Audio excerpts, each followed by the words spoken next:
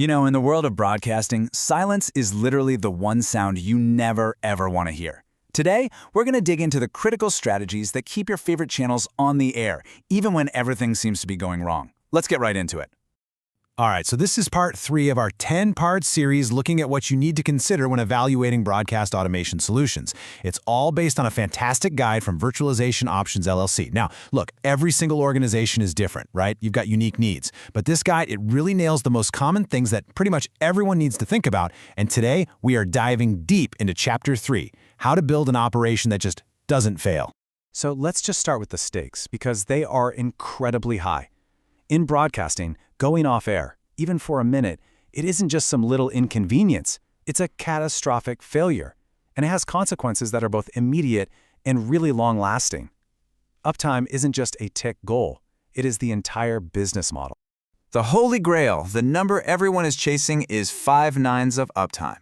So what does 99.999% actually mean in the real world? It means your entire operation is down for no more than 5 minutes and 15 seconds over an entire year. Just think about that. That's the mind-boggling level of reliability we're aiming for here. And there's a good reason for that intense focus. The costs of an outage are absolutely brutal.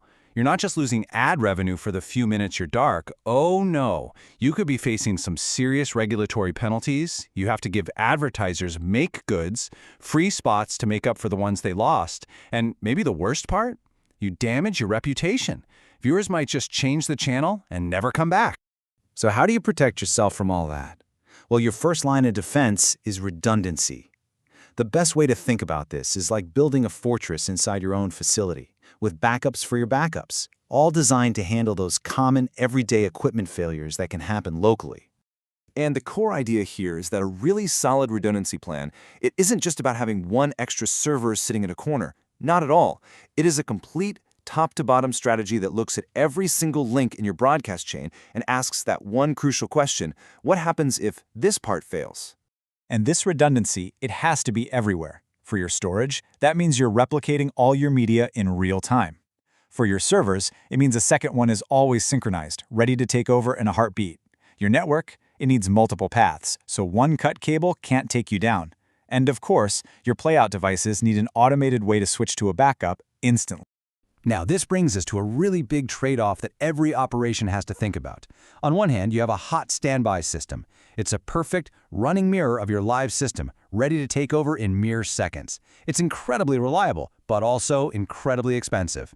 On the other hand, a warm standby is more cost-effective, but that failover is going to take longer. It really comes down to a critical decision between speed and budget. But here's something you can't forget. Even with the most sophisticated, fully automated system in the world, you still need a human in the loop. You absolutely have to have the ability for an engineer to manually force a failover. You need it for testing, for maintenance, or for those really rare moments when the automation just doesn't get it right. Okay, but what happens when redundancy just isn't enough? I mean, a backup server in the next rack isn't going to help you if a fire or a flood takes out your entire building. That's when we have to escalate from redundancy to full-blown disaster recovery. This is the ultimate failsafe for a site-wide catastrophe. A real-deal disaster recovery plan is built on 4 pillars. You have to clearly define your objectives for how much downtime and data loss you can handle. Your backup site absolutely positively must be in a different geographic area. And maybe the most important part, you have to test it regularly. Because trust me, a plan you've never tested isn't a plan, it's just a prayer. So let's break down those objectives. First, you've got your recovery time objective, or RTO. This is where the business side has to answer a really tough question. How long can we truly afford to be dark? For a 24/7 news channel, the answer might be just a few seconds. For a different type of channel, maybe it's 5 minutes. That answer is what drives the entire technical strategy. And next up is the Recovery Point Objective, or RPO. This answers a different but equally important question. How much recent content or new data can we afford to lose forever? Think about it. If that news channel loses the last 30 seconds of a breaking news story, that's a disaster. So their RPO might be near zero.